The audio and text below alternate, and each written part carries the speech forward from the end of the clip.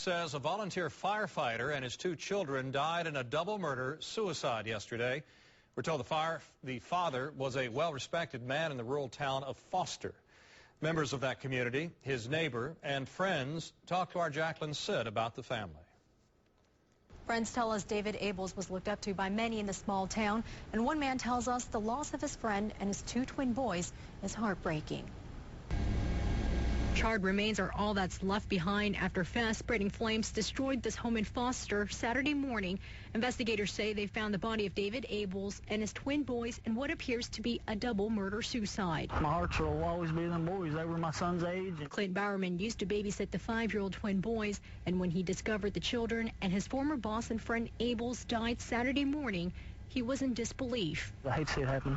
It could happen to anyone, but I hate to see it happen to them boys. He was a good guy, and you know he had to push his company. That's what he was there for. But I never would have seen him do anything like this. Bowerman says he and his family had worked for Ables in his construction business. Ables was also a rancher who volunteered for the Pernell Volunteer Fire Department for 8 years. He was a good father. He really was.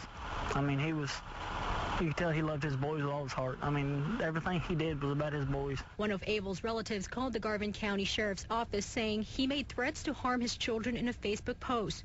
Court records show Ables and his ex-wife had a divorce settlement Friday afternoon, and another hearing was set for next month.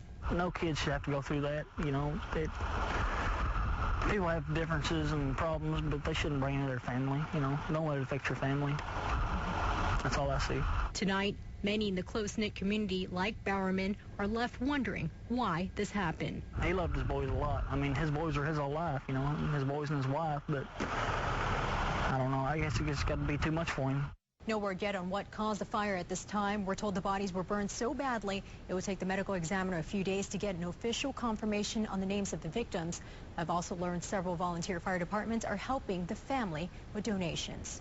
Jacqueline Sid, News 9.